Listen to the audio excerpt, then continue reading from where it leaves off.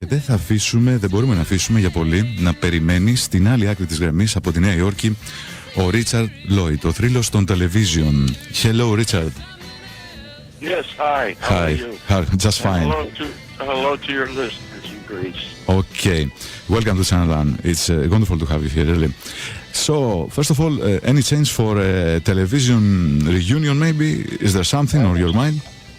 Yeah, absolutely not. I was in the band for, 35 years? Yeah. And in the beginning, we used to take votes about what we were going to do or turn down. Yeah. But slowly, Tom decides what we do and what we don't do. And he says no to more things than he says yes to. So now here I am, and he's determining how much, I make a living, how much I get to play. It's terrible. I mean, we've been to Athens once. Yeah. When we were in Athens, we were asked to go to Moscow and Tel Aviv. And Tom said no. Because he would rather sleep. Come on, really? No, I'm not kidding you. I can't believe it. Yeah. He hates to work. And so what was the point? You're right. Because I was sitting around waiting. It's like a bad girlfriend. I know. You sit around the phone hoping that they'll call, but they don't call, Yeah, I know. Until you get something else going. Are you working? Yeah. Yeah, go ahead. Are you working on a new solo project, maybe? I asked you. Sadly, you don't have either of the two new records. Yeah, that's true.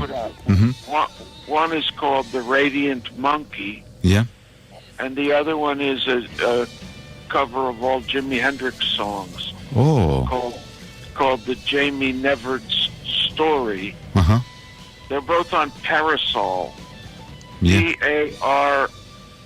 Parasol. Okay. It means a little umbrella that old ladies use to keep from getting sunburned. I know. And Richard, And if your listeners want to go to www.parasol.com, they can order my records. Okay. Richard, what about... I'm working on a new one, all right. What about the rock and roll music scene in New York nowadays? Can you give us a picture, maybe?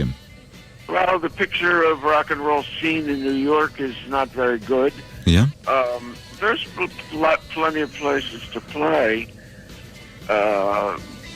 but you're not going to make very much money, and there's no place that's a scene like there was at CBGB's. It's very sad.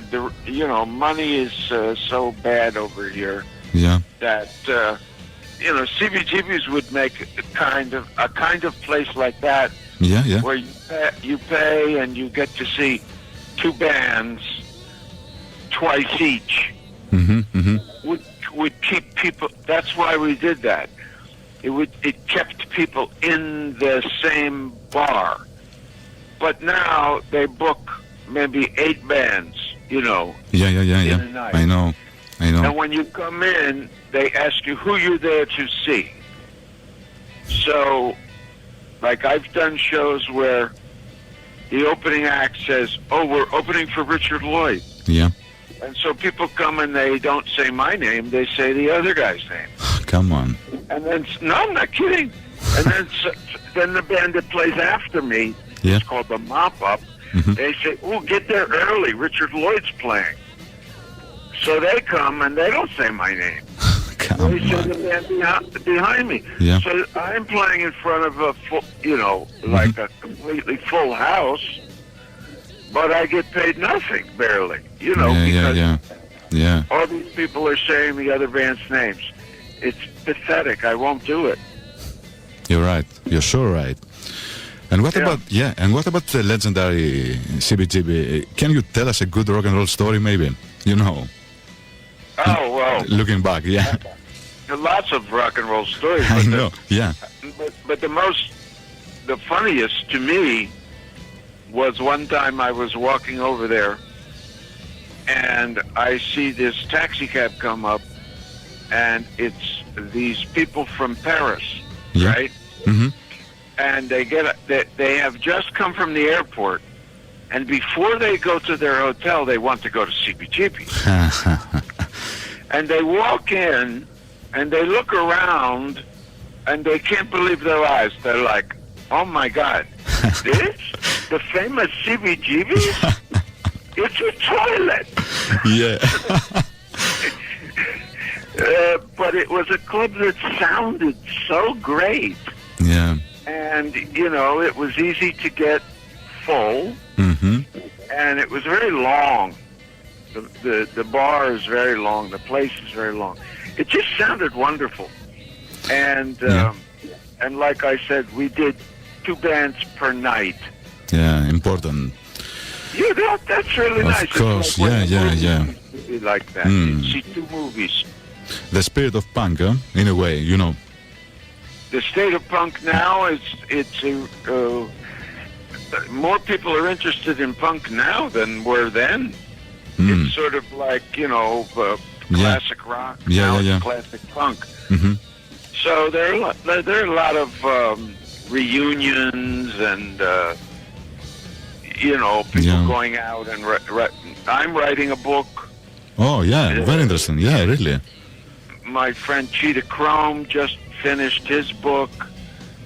You know, there's Legs McNeil and Joey Ramone's brother just finished that book. Uh-huh.